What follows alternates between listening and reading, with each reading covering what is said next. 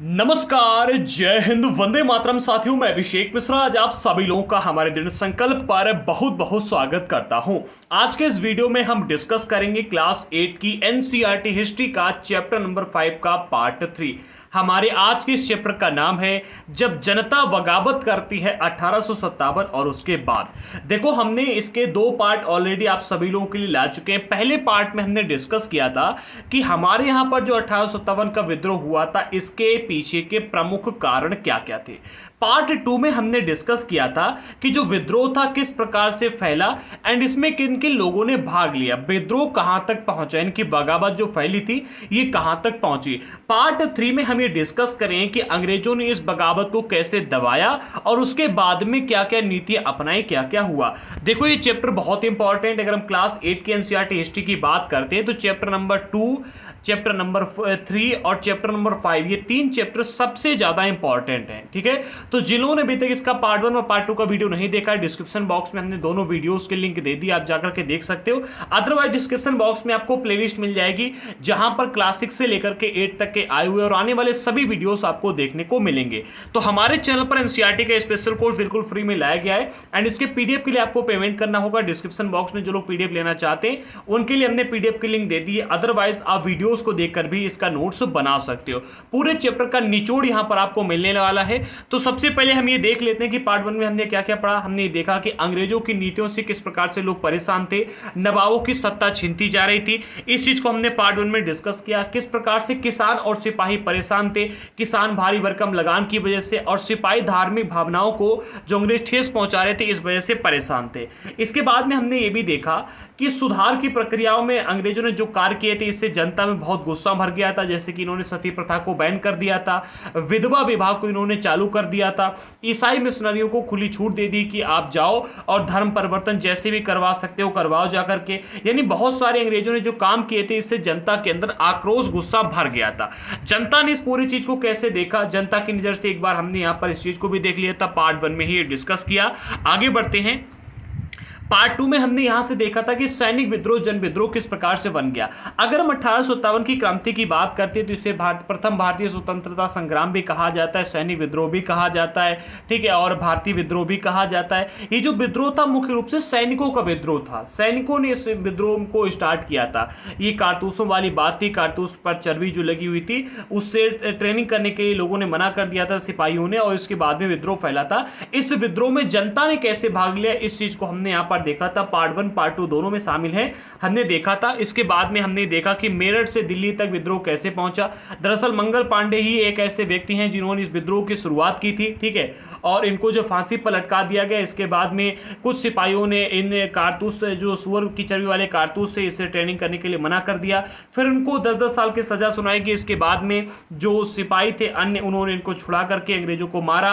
मारने कूटने के बाद में फिर यहाँ से बगावत शुरू हुई और इस बगावत को ये बहादुर शाह जफर ने अपना जब से हाथ दे दिया, मतलब जब से सपोर्ट दे दिया, तब से क्या हुआ कि पूरे देश में बगावत फैल गई। जब तक इन्होंने सपोर्ट नहीं दिया था पूरे देश में बगावत नहीं फैली थी।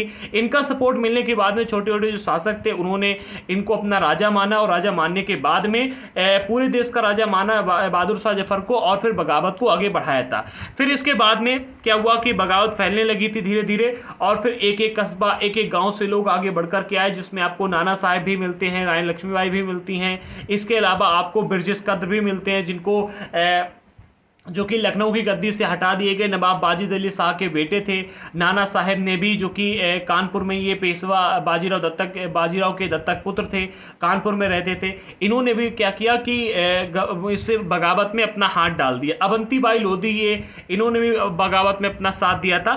चौतरफा विद्रोह अंग्रेजों के खिलाफ होने लगा और यहाँ पर अंग्रेज इतना डर गए थे कि लेफ्टिनेंट कर्नल टाइटलर थे, इन्होंने अपने कमांडर इन चीफ को एक टेलीग्राम भेजा और उसमें अपने भय को व्यक्त करते हुए कहा कि हमारे ऊपर लोग हावी हो रहे हैं, विद्रोहियों की संख्या बहुत अधिक है और लगातार लड़ाई करके हम थक चुके हैं, एक एक गांव हमारे खिलाफ है, जमींदार भी हमारे खिलाफ खड़े हो चुके हैं, हमें मदद कीजिएगा।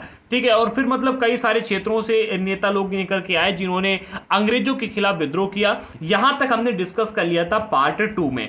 अब पार्ट 3 में हम डिस्कस करें कि अंग्रेजों का पलटवार कैसे होता है, अंग्रेजों ने पूरी की पूरी स्थिति को कैसे अपने कंट्रोल में लिया। ठीक है, तो जिन्होंने अभी तक हमारे चैनल को सब्सक्राइब नहीं किया कर लें, साथ ही साथ वीडियो को लाइक कर दें, शेयर करना बिल्कुल भी मत भूलना। याद रखो कि हमारे चैनल पर बिल्कुल फ्री में एनसीईआरटी की सारी क्लासेस प्रोवाइड की जा रही हैं, तो सपोर्ट की बहुत आवश्यकता है आपकी। सबसे पहला पॉइंट मिलता है, कंपनी ने अपनी पूरी ताकत लगा करके विद्रोह को कुचलने का फैसला किया। क्या? विद्रोह को कुचलने का फैसला किया था कंपनी ने अपनी पूरी ताकत लगा करके। उन्होंने इंग्लैंड से फौजी मंगवाए, ये कहा कि भाई इंग्लैंड से हमारे फौजी को बुलाया जाए, जितने भी फौजी हैं मंगवाया जाए, और विद्रोहियों को जल्द से जल्द सजा देने के लिए नए कानून बनाए। इन्होंने क्या किया, मतलब हमारे देश के जो शासक थे, जितने भी सैनिक थे, इन्होंने अपनी ताकत का इस्तेमाल किया अंग्रेजों को यहां से भगाने के लिए। लेकिन अंग्रेजों ने अपने दिमाग का इस्तेमाल किया, अंग्रेजों ने यहां पर कानून बनाए, ठीक है, और मतलब इंग्लैंड से फौजी बुलवाए, ठीक है, जो मुख्य केंद्र थे, केंद्रों पर धावा बोला। एक बात आप हमेशा याद रखना, कोई भी राजा, ठीक है, कोई भी राजा हो, 1 लाख की सेना के साथ में युद्ध करने गया हो, जैसे कि 2 पक्ष है यहां पर, एक ये पक्ष है, एक ये पक्ष है। सपोज दैट मतलब ये मान लीजिएगा कि इस पक्ष के पास में 1 लाख सैनिकों की संख्या, इसके पास में केवल 10,000 है। ठीक है, अगर ये व्यक्ति इसके राजा को मार देता है, ठीक है, और इसके मान लो कि इसके सैनिकों ने इसके 5,000 सैनिकों को मार दिया, इसके पास केवल 5,000 सैनिक है और इसका राजा जीवित है, और यहां के सैनिक जाकर के इसके राजा को मार देते हैं, तो ये युद्ध जीत जाएगा, क्योंकि इसने उनका मुख्य केंद्र ही खत्म कर दिया, राजा को मार दिया गया। ठीक है, इसी तरह से अंग्रेजों ने क्या किया, अंग्रेजों ने देखा कि हमारे खिलाफ बगावत तो पूरे देश में हो रही है, लेकिन मुख्य केंद्र क्या है कि कहां से बगावत उठ रही है, इनको ताकत कहां से मिल रही है, उस ताकत को इन्होंने खत्म करने का फैसला किया, और जो मुख्य केंद्र थे वहां पर धावा बोला। जैसे कि इन्होंने सबसे पहले दिल्ली पर आक्रमण किया। आप यहां पर देख सकते हो, ये मतलब सैनिक हैं, ठीक है, अंग्रेज सैनिकों की टुकड़ियां जो कि दिल्ली में घुसने के लिए कश्मीरी गेट है, कश्मीरी गेट को बारूद से उड़ाने का प्रयास कर रही हैं। ये कश्मीरी गेट है, इसको बारूद से उड़ाया जा रहा है। ठीक है, तो विद्रोह बहुत ही व्यापक था, लेकिन अंग्रेज जो थे अंततः सफल हो गए थे, और 1857 में दिल्ली दोबारा से अंग्रेजों के कब्जे में आ गई थी। इन्होंने सबसे पहले दिल्ली को अपने कंट्रोल में करने की कोशिश की, क्योंकि दिल्ली पर बैठे हुए बहादुर शाह जफर, इन्होंने पूरे देश को एक आश्वासन दिया था कि सभी लोग एक साथ आओ और अंग्रेजों को भगाओ, ठीक है, और हमारे संरक्षण में सभी लोग क्या करोगे, फिर अपना अपना राज्य कायम करोगे। ठीक है, तो ये बहादुर शाह जफर को इन्होंने सबसे पहले पकड़ने की कोशिश की, क्योंकि बहादुर शाह जफर सबके नेता बनकर के बैठे थे। ठीक है, तो इन्होंने केंद्र पर अटैक बोला, बहादुर शाह जफर पर इनको क्या किया, दिल्ली पर कब्जा करने के बाद में बहादुर शाह जफर को गिरफ्तार कर लिया गया, और फिर उनके ऊपर मुकदमा चलाया गया। मुकदमा चलाने के बाद में इनको आजीवन कारावास की सजा दी गई, साथ ही साथ इनको देश निकाला भी दिया गया। ठीक है, देश निकाला देकर के, और बहादुर शाह जफर और उनकी पत्नी बेगम जीनत महल, उनकी पत्नी का नाम था बेगम जीनत महल, इन दोनों लोगों को अक्टूबर में रंगून जेल में भेज दिया गया। और जेल में भेजने से पहले उनके जो बेटे थे, उन बेटों को बहादुर शाह जफर की आंखों के सामने गोली मार करके हत्या कर दी गई। ऐसा इन्होंने इसलिए किया ताकि यहां पर कोई और शासक ऐसा करने की जरूरत ना करे, कोशिश ना करे, हिम्मत को तोड़ने का प्रयास किया अंग्रेजों ने यहां पर अपने दिमाग का इस्तेमाल किया। बहुत ही कम संख्या में थे, लेकिन केंद्रों पर धावा बोला, मुख्य व्यक्तियों को पकड़ा, उनको मारा कूटा, उनकी हिम्मत को तोड़ दिया। और इससे क्या हुआ, मतलब धीरे धीरे यहां का जो विद्रोह था वो कमजोर पड़ने लगा। ठीक है, जब इनको पकड़ा गया, किनको, बहादुर शाह जफर को और इनकी पत्नी को, तो इनको रंगून जेल भेज दिया गया 1858 में। ठीक है, और वहां पर 1862 में बहादुर शाह जफर ने अंतिम सांस ली, यानी कि वहां पर इनकी मृत्यु हो गई थी। दिल्ली पर अंग्रेजों का कब्जा आ जाने का मतलब ये बिल्कुल भी नहीं था कि विद्रोह खत्म हो चुका। ठीक है, देखो, केंद्र पर कब्जा कर लेने का मतलब ये नहीं था कि मतलब पूरा विद्रोह खत्म हो गया, क्योंकि ये सैनिक विद्रोह था, और सैनिक विद्रोह दिल्ली से स्टार्ट नहीं हुआ था, ये मेरठ से स्टार्ट हुआ था और पूरे देश में छा गया था। अब इन्होंने दिल्ली को तो अपने कंट्रोल में कर लिया, लेकिन इसके बाद भी अंग्रेजों को लगातार टक्कर मिलती रही है। ठीक है, इसके बाद भी जो लोग थे, आम जनता थी, जो सैनिक थे, वो अंग्रेजों से टक्कर लेते रहे। व्यापक बगावत की विशाल ताकत को कुचलने के लिए अंग्रेजों को लगभग 2 साल का पूरा समय लगा। देखो, पूरे देश में बगावत फैली थी, ठीक है, तो पूरे देश की बगावत को कुचलने में इनको 2 साल का वक्त लगा। मार्च 1858 में लखनऊ अंग्रेजों के कब्जे में चला गया। इन्होंने क्या किया, सबसे पहले दिल्ली को अपने कब्जे में लिया, क्योंकि दिल्ली पर नेता बैठा था, तो राजा को खत्म कर दिया। फिर इन्होंने क्या किया, इन्होंने देखा जो छोटे छोटे क्षेत्र हैं जहां के राजा लोग हमारे विद्रोह में हैं, उनमें से भी इन्होंने देखा कि सबसे बड़ा कौन है, तो इन्होंने सबसे पहले लखनऊ को देखा। ठीक है। तो 1858 में लखनऊ को अपने कब्जे में कर लिया। फिर उन्होंने देखा कि रानी लक्ष्मीबाई बहुत ही वीर योद्धा हैं और ये हमें क्या कहे कि मतलब खतरा इनके लिए ज़्यादा है। तो इन्होंने 1858 में रानी लक्ष्मीबाई को शिकस्त दी और उनको मार दिया गया और उनका इलाके को भी अपने कंट्रोल में कर लिया। इसके साथ ही साथ इनके बाद में क्या हुआ, रानी अवंतीबाई लोधी के साथ में भी ऐसा ही हुआ। यानी जो प्रमुख नेता थे, जो प्रमुख योद्धा थे, जो प्रमुख विद्रोही थे, इन्होंने सबसे पहले उनको मार के, उनको दबा करके, उनको डरा करके वहां पर अपना राज्य स्थापित किया, ताकि पूरे देश की में जो जनता है जो इनके विद्रोह में खड़ी है उसकी हिम्मत टूट जाए। इसके बाद में आपने देखा कि रानी लक्ष्मीबाई की तो यहाँ पर शिकस्त हो चुकी थी। इनके साथी थे तात्या तोपे, ठीक है, तात्या तोपे। अब ये यहाँ से निकल गए जब इन्होंने देखा कि रानी लक्ष्मीबाई की मृत्यु हो चुकी है और राज्य इनके यहाँ से जा चुका है, तब यहाँ से निकल गए। और निकलने के बाद मध्य भारत के जंगलों में रहने लगे और वहां पर रहते हुए आदिवासियों और किसानों की सहायता से छापा मार युद्ध चलाते रहे। अब आप कहोगे कि छापा मार युद्ध किसे कहते हैं? छापा मार युद्ध का अर्थ हुआ, जैसे कि आप सोचो अंग्रेज आज यहां पर हैं, तो इन्होंने क्या किया, आदिवासी और किसानों का साथ लिया और यहां पर आए, इन अंग्रेजों को मारा। ठीक है, मारने के बाद में यहां से निकल गए। अब जब तक अंग्रेज यहां पर पहुंचे इनको पकड़ने के लिए, तब तक इनको पता चला कि एक अंग्रेजों की टुकड़ियां यहां पर भी है। ठीक है, फिर ये यहां पर पहुंच गए। ठीक है, और फिर जब यही टुकड़ी यहां से यहां पर पहुंची, तब तक इनको ये पता चला कि यहां पर मार कूट के निकले और पता चला कि यहां पर अंग्रेजों की संख्या है थोड़ी सी। फिर ये यहां पर आ गए। फिर जब तक अंग्रेज यहां पर आए तब तक ये वहां पर पहुंच गए। यानी कि ये रुकते नहीं थे, एक स्थान से दूसरे स्थान पर छापा मार मार के अंग्रेजों को परेशान कर दिया इन्होंने। ठीक है, जो विद्रोही ताकतें थी उनकी हार से लोगों की हिम्मत टूटने लगी थी। अब जैसे जैसे ये मतलब विद्रोहियों के नेता को पकड़ते जा रहे थे, उनको मारते जा रहे थे, लोगों के अंदर का आत्मविश्वास भी टूटता जा रहा था। आप एक आपके अंदर एक मोटिवेशन, एक बहुत ही स्टोरी आपको अच्छी बताता हूं। देखो क्या होता है, जब भी आप किसी एक क्षेत्र में सफल होते हो तो आपके अंदर एक मोटिवेशन पैदा हो जाता है कि हम 4 क्षेत्रों में सफल हो सकते हैं। लेकिन जब आप किसी एक क्षेत्र में असफल हो जाते हो तो आपके अंदर डिमोटिवेशन आ जाता है कि अब हम 4 क्षेत्रों में सफल नहीं हो पाएंगे। ऐसा कभी मत सोचा करो। अगर एक क्षेत्र में आपको असफलता मिली है तो इसका अर्थ यह नहीं है कि आप हर क्षेत्र में असफल हो जाओगे। अगर अंग्रेजों ने यहां पर जो मुख्य केंद्र थे वहां पर अपना कब्जा जमा लिया था, इसके बाद भी अगर जनता चाहती, पूरी एकजुट बनी रहती, अपना मोटिवेशन ना खोती, जो विद्रोहियों का साथ देती अगर, तो अंग्रेजों को उसी टाइम पर यहां से भगाया जा सकता था। बहुत सारे विद्रोहियों का साथ जनता ने छोड़ दिया, बहुत सारे लोगों ने विद्रोहियों का साथ छोड़ दिया। अंग्रेजों ने भी लोगों का विश्वास जीतने के लिए हर संभव प्रयास किया। अंग्रेजों ने यहां पर जुमला फेंकना शुरू कर दिया। उन्होंने कहा जो वफादार भूस्वामी हैं उनके लिए इनाम का ऐलान किया जाएगा, उनको इनाम दिया जाएगा। उन्हें आश्वासन दिया गया कि उनकी जमीन पर उनके परंपरागत अधिकार बने रहेंगे। यहां पर क्या हुआ, जैसे जैसे अंग्रेजों ने मुख्य जो व्यक्ति थे, प्रमुख व्यक्ति थे, उनको पकड़ा या उनको मार दिया या उनको फांसी पर लटका दिया, इसके बाद में उनके जो सहयोगी थे, जो आम जनता थी, ठीक है, उन्होंने उनका साथ देना छोड़ दिया और बाकी के जो लोग साथ दे भी रहे थे उनके अंदर डर बैठ गया कि भाई अब तो राजा खत्म हो रहा है हमारा और हम भी खत्म हो जाएंगे। तो यहां पर इससे क्या हुआ, जो विद्रोह करने वाले लोग थे उनका भी साथ बहुत सारे लोगों ने छोड़ दिया। ठीक है, अब अंग्रेजों को लगा कि भाई जनता विद्रोहियों का साथ छोड़ रही है, ऐसा करो जनता को अपने पक्ष में ले लो। तो अंग्रेजों ने भी जुमला फेंकने शुरू कर दिया, ऐसा कहा कि भाई अब हम आपका विश्वास जीतेंगे और मतलब हर संभव प्रयास अंग्रेज करने लगे आम जनता का विश्वास जीतने के लिए। जो भूस्वामी थे ये कहा कि अगर आप वफादार रहेंगे तो आपको इनाम मिलेगा। ठीक है, यहां पर जुमला फेंका गया और उन्हें आश्वासन ये दिया गया भूस्वामियों को कि आपकी जमीन पर आपके परंपरागत अधिकार बने रहेंगे। जिन्होंने विद्रोह किया था उनसे ये कहा गया कि अंग्रेजों के सामने समर्पण कर दें अगर वो, तो उन्हें माफ कर दिया जाएगा अगर उन्होंने किसी अंग्रेज की हत्या नहीं की है। अंग्रेजों ने यहां पर बेसिकली एक क्या किया, एक चाल चली, ऐसा कहा कि जितने भी लोगों ने विद्रोह किया था वो सभी अगर अंग्रेजों के प्रति समर्पण कर देते हैं और उन्होंने किसी अंग्रेज अधिकारी की हत्या नहीं की होगी तो उनको क्षमा कर दिया जाएगा, वो सुरक्षित रहेंगे। यहां पर इस बात को सुनने के बाद में क्या है कि बहुत सारे लोगों ने इन पर विश्वास किया और विश्वास करने के बाद में समर्पण किया। इसके बावजूद भी सैकड़ों सिपाहियों को, सैकड़ों विद्रोहियों को, नवाबों को, राजाओं को उनके ऊपर मुकदमा चलाया गया और उनको फांसी पर लटका दिया। यानी कि अंग्रेजों ने यहां पर धोखा करके लोगों को पकड़ा और उनको मार दिया। ठीक है, मतलब बहुत सारे अंग्रेजों ने यहां पर अपनी चालें चली और चाल चलने के बाद में बहुत सारे कांड किए। अच्छा, इसमें आपने क्या देखा, विद्रोह को कुचलने के लिए कंपनी ने पलटवार में क्या किया, सबसे पहले कंपनी ने अपने इंग्लैंड से फौजी मंगवाए। ठीक है, फौजी मंगवाने के बाद में केंद्रों पर धावा बोला, जो मुख्य केंद्र थे जैसे कि दिल्ली हो गया, लखनऊ हो गया, झांसी हो गया। ठीक है, इसके अलावा जितने जितने जहां पर प्रमुख नेता थे जो कि जिनकी ख्याति ज्यादा बढ़ गई थी, जैसे कि आज आज अगर विद्रोह होगा तो आप देखोगे आज सबसे प्रमुख नेता कौन है। आज अगर सबसे प्रमुख नेता देखा है तो मोदी जी हैं। अगर कोई यहां पर युद्ध करने के लिए आता है और मोदी जी को मतलब पकड़ के बंदी बना करके ले जाए तो पूरा देश डाउन हो जाएगा।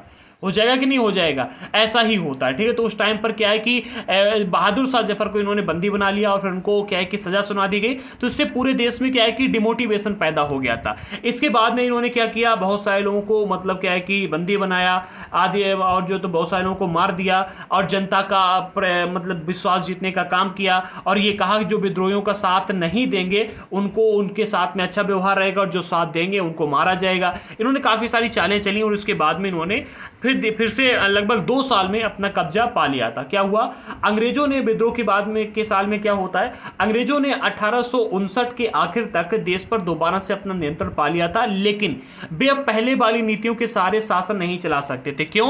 क्योंकि पहली वाली नीतियों की वजह से ही विद्रोह हुआ था। अब अगर पहले वाली नीतियों के साथ ही ये शासन चलाते तो ऐसा हो सकता था कि फिर से विद्रोह खड़ा हो जाए। इसलिए जब इनको 1859 में इन्होंने फिर से अपने देश पर, पूरे देश पर अपना कब्जा पा लिया, हर एक क्षेत्र पर इनका नियंत्रण स्थापित हो गया, इसके बाद इनको नई नीतियां बनाने की आवश्यकता पड़ी।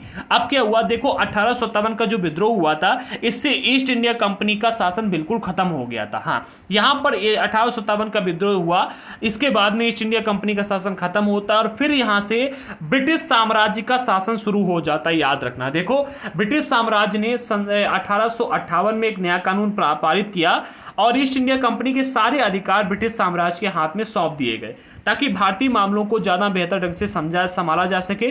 ब्रिटिश मंत्रिमंडल में एक सदस्य को भारत राज्य के सचिव के रूप में नियुक्त किया गया। उसे भारत के शासन से संबंधित मामलों को संभालने का जिम्मा सौंपा गया। उसे सलाह देने के लिए एक परिषद का गठन किया गया जिसे इंडिया काउंसिल कहा जाता है। समझो क्या हुआ, 1857 में जो विद्रोह हुआ था इसकी जांच करने के बाद में ये पता चला कि इसके प्रमुख रीजन थे अंग्रेजों के द्वारा प्रयोग में लाई गई नीतियां। फिर जब इन्होंने 1859 में देश पर पुनः अपना नियंत्रण पा लिया, इसके बाद में इनको ऐसा लगा कि अब इन नीतियों के सहारे हम भारत पे अपना शासन नहीं चला पाएंगे। फिर इन्होंने क्या किया, इन्होंने नई नई नीतियां बनाना शुरू किया।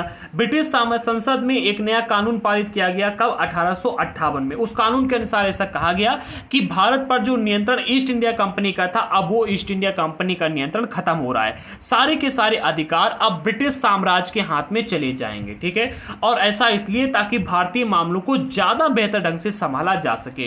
ब्रिटिश मंत्रिमंडल में क्या किया गया, एक सदस्य वहां पर चुना गया। जैसे आप देखते हो हमारे यहां पर आज मंत्री होते हैं अलग अलग क्षेत्रों में, कोई ऊर्जा मंत्री होता है, कोई शिक्षा मंत्री होता है, कोई परिवहन मंत्री होता है। ठीक है, तो उसी प्रकार से ब्रिटिश मंत्रिमंडल में भी मंत्री अलग अलग होते थे। उनमें से एक व्यक्ति को भारत राज्य के सचिव के रूप में नियुक्त किया गया, एक मंत्री को बनाया गया। उसे भारत के शासन के ऐसे संबंधित मामलों को संभालने का जिम्मा सौंपा गया कि आप भारत में जो भी शासन चल रहा है इसका जिम्मा पूरा आपके हाथ में है। ठीक है, और इस व्यक्ति को सलाह देने के लिए एक परिषद का गठन किया गया जिसको नाम दिया गया इंडिया काउंसिल। याद रखना, ठीक है, इस पर प्रश्न आता रहता है। अगला पॉइंट, भारत के गवर्नर जनरल को वायसराय का ओहदा दिया गया। जो भारत में अभी तक गवर्नर जनरल के रूप में थे उनको वायसराय का ओहदा दिया गया। ठीक है, और इस प्रकार इंग्लैंड के राजा या फिर रानी जो भी होते थे उनका निजी प्रतिनिधि घोषित कर दिया गया। यानी जो वायसराय होते थे उनको इंग्लैंड के राजा या रानी का निजी प्रतिनिधि घोषित किया गया। फलस्वरूप अंग्रेज सरकार ने भारत के शासन की जिम्मेदारी सीधे अपने हाथों में ले ली। ठीक है, अभी तक क्या था, 1857 तक भारत सरकार का मतलब भारत में जो भी नियंत्रण था भारत का, जो भारत पर अभी तक ईस्ट इंडिया कंपनी का शासन चल रहा था। लेकिन 1857 के विद्रोह के बाद में भारत पर नियंत्रण स्थापित हो गया था किनका? ब्रिटिश साम्राज्य का। याद रखना, ठीक है, यहां पर ईस्ट इंडिया कंपनी का शासन खत्म होता है और ब्रिटिश साम्राज्य का नियंत्रण स्थापित हो जाता है। सभी शासकों को यहां पर भरोसा दिया गया कि भविष्य में कभी भी उनके क्षेत्र पर कब्जा नहीं किया जाएगा, ऐसा भरोसा दिलाया गया और उन्हें अपनी रियासत, अपने वंशजों, यहां तक कि अपने दत्तक पुत्रों को सौंपने की भी छूट दी गई। यही बात जब रानी लक्ष्मीबाई कहने गई थी तो उनकी बात को नहीं माना। ईस्ट इंडिया कंपनी ने क्या किया था, इन्होंने कहा था कि भाई अधिग्रहण की एक नीति लेकर के आए थे, जिसके अनुसार उन्होंने कहा था कि अगर किसी भी राजा का कोई पुरुष वारिस नहीं है, यानी कोई लड़का अगर पैदा नहीं हुआ है, तो वो किसी लड़के को गोद लेकर के, ठीक है, किसी लड़के को गोद लेकर के अपनी संपत्ति नहीं दे सकता है, अपना राज्य नहीं दे सकता है, या फिर मतलब उनका अगर कोई बेटी उसकी जन्म लेती तो बेटी को भी नहीं दे सकता है। लेकिन जब यहाँ पर ब्रिटिश साम्राज्य का शासन लागू हो गया, ब्रिटिश के अधिकार में हम लोग आ गए, ठीक है, फिर क्या हुआ, फिर ये ऐसा नियम बना दिया गया, ऐसा कह दिया गया कि जो भी राजा चाहे रियासत अपने वंशजों को या फिर कहें कि जो दत्तक पुत्रों को भी सौंपने का अधिकार दे दिया गया। लेकिन उन्हें इस बात के लिए प्रेरित किया गया, जो यहाँ के राजा थे उनको इस बात के लिए प्रेरित किया गया कि वे ब्रिटेन की जो रानी है उनको अधिपति के रूप में स्वीकार करें। इस तरह से भारतीय शासकों को ब्रिटिश साम्राज्य के अधीन शासन चलाने की छूट दी गई। यानी कि भारतीय शासकों के से ये तो कह दिया गया कि आपके राज्य पर कभी भविष्य में कब्जा नहीं किया जाएगा, साथ ही साथ जो आपकी रियासतें हैं वो अपने वंशजों को दे सकते हो, यहाँ तक कि गोद लिए हुए बेटे को भी दे सकते हो। लेकिन एक शर्त है, वो शर्त ये कि आप ब्रिटेन की जो महारानी हैं उनके अधीन रह करके अपने शासन को चलाएंगे, उनके अधिपति के, उनको अपना अधिपति स्वीकार करना होगा, उनको अपना क्या है कि सब कुछ मानना होगा, ऐसा कहा गया। सेना जो थी यहाँ पर, जो अंग्रेज लोग यहाँ पर सेना रखते थे, उस सेना में भारतीय सिपाहियों का अनुपात कम करने के लिए यूरोपीय सिपाहियों की संख्या बढ़ाने का फैसला लिया गया। यहाँ पर क्या है कि जब विद्रोह हुआ था तो ये देखा गया कि विद्रोह के टाइम पर भारतीय सैनिकों की संख्या ज्यादा थी ईस्ट इंडिया कंपनी के सेना में, ठीक है, इस वजह से ये विद्रोह सफल हो गया था।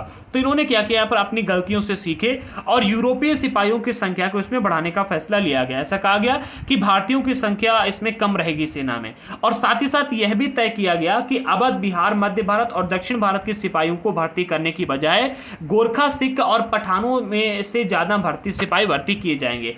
देखो जो विद्रोह हुआ था, विद्रोह जहां पर सबसे अधिक शक्तिशाली था वो तो अवध वाला इलाका, बिहार वाला इलाका, मध्य भारत वाला इलाका और दक्षिण भारत वाला इलाका, यहां पर विद्रोह सबसे ज्यादा शक्तिशाली था। तो ऐसा कहा गया कि अब जो सिपाही भर्ती किए जाएंगे उनमें यहां के जो इलाके हैं, इन इलाकों से सिपाहियों को भर्ती नहीं किया जाएगा, इसके बजाय गोरखा, सिखों को भर्ती किया जाएगा और पठानों को ज्यादा भर्ती किया जाएगा। ठीक है, अगला पॉइंट मिलता है, मुसलमानों की जमीनें और संपत्ति को बड़े पैमाने पर जब्त किया गया। अच्छा, आपने देखा होगा जो आपकी मतलब एवेंजर्स वाली मूवी आती है, उसमें थैनोस ने केवल टारगेट अपना, मतलब किसी को भी मारने को उसने डायरेक्ट नहीं मारा था, ठीक है, केवल लड़ाई लड़ी थी, अपना डिफेंड किया था और अपना काम किया था।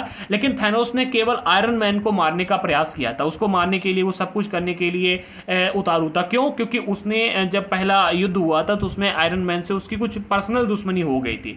इसी तरह से जो अंग्रेज थे, अंग्रेजों की पर्सनल दुश्मनी मानने लगे थे मुसलमानों के साथ में। क्यों? क्योंकि मुसलमानों के नेता बहादुर शाह जफर ने पूरे देश को एकजुट करने का काम किया था। अंग्रेजों को ऐसा लगने लगा था कि अंग्रेज जो मुसलमान हैं यही हमारे परम शत्रु हैं। तो इन्होंने क्या किया, जमीनें और संपत्ति बड़े पैमाने पर मुसलमानों की जब्त कर ली और उन्हें संदेह व शत्रुता के भाव से देखा जाने लगा। ठीक है, संदेह की दृष्टि से देखा जाने लगा कि हाँ भाई ये कभी विद्रोह कर सकते हैं, इसलिए इनको बड़ा शत्रुता के भाव से देखो, दुश्मन इनको मानकर चलने लगे। अंग्रेजों को लगता था कि विद्रोह उन्होंने ही खड़ा किया। ठीक है, अगर बहादुर शाह जफर विद्रोहियों को अपना साथ ना दे दे तो विद्रोह इतना बड़े पैमाने पर नहीं फैलता। ठीक है, और ये बात सच भी है। ठीक है, अंग्रेजों ने फैसला लिया कि वे भारत के लोगों के धर्म और सामाजिक रीति रिवाजों में हस्तक्षेप नहीं करेंगे। यहां पर अंग्रेजों ने निर्णय लिया और साथ ही साथ जो भूस्वामी और जमींदार उनकी रक्षा करने तथा जमीन पर उनके अधिकारों को स्थायित्व देने के लिए नीतियां बनाई गई कि आप जो भूस्वामी हैं, जो जमींदार हैं, उनकी रक्षा की जाएगी और उनकी जमीन पर उनके अधिकार स्थायी रूप से बने रहें, इसके लिए नीतियां भी बनाई गई। लेकिन इससे पहले जब तक ईस्ट इंडिया कंपनी का शासन था उसने ऐसी नीतियां बनाई थी कि जमींदार और भूस्वामियों की जो जमीन है वो अंग्रेजों के कंट्रोल में आ जाए। अब यहां पर उल्टा होने लगा। इस प्रकार से 1857 के बाद में इतिहास का एक नया चरण शुरू होता है। तो ये था आपका इतिहास अंग्रेजों के, मतलब 1857 के विद्रोह का। अब आप में एक बात कमेंट बॉक्स में बताओ कि अगर आपको हमारा ये पूरा का वीडियो अच्छा लगा है पूरा, तो आप में एक बात बताओ कि इसमें कौन सा ऐसा टॉपिक रह गया है जो आपको समझ में नहीं आया। हम उस पर जब टेस्ट वाला वीडियो लाएंगे तो आपको बताएंगे कि हाँ ऐसे ऐसे है। अगर आपको नहीं पता, मतलब उस टॉपिक को एक्सप्लेन कर देंगे। अगर आपको अभी तक नहीं पता है तो हम आपको बता दें कि हमारे दृढ़ संकल्प यूट्यूब चैनल पर क्लास 6 से लेकर के 12 तक का एनसीईआरटी का स्पेशल कोर्स बिल्कुल फ्री में लाया गया है। ज्वाइन करने के लिए भी चैनल को सब्सक्राइब करें और वीडियोस को बिल्कुल फ्री में आप देख सकते हैं। प्लेलिस्ट सेक्शन में जाइएगा, फिर डिस्क्रिप्शन बॉक्स में हमने प्लेलिस्ट दी है, जाकर के आप सारे वीडियोस फ्री में देख सकते हो। अगर आपको नोट्स लेने हैं तो आप क्या है कि व्हाट्सएप पर मैसेज करके इस नंबर पर नोट्स ले सकते हैं। अदरवाइज आप एक काम कीजिएगा, डिस्क्रिप्शन बॉक्स में हमने लिंक दे दी है नोट्स की, आप उस लिंक से डायरेक्ट जाकर के नोट्स को परचेस कर सकते हो। व्हाट्सएप पर मैसेज मत करना, क्योंकि व्हाट्सएप पर क्या है कि कुछ टाइम के बाद में हम व्हाट्सएप को बंद कर दें, क्योंकि बहुत सारे लोग मैसेज करने लगे हैं अब। तो हो सकता है कि आपका मैसेज रिसीव ना भी हो, लेकिन आप अगर मतलब लिंक से जाकर के परचेज करते तो आपको नोट्स 100% गारंटी के साथ में मिल ही जाएंगे। तो मिलते हैं अगले वीडियो के साथ में, तब तक के लिए जय हिंद साथियों।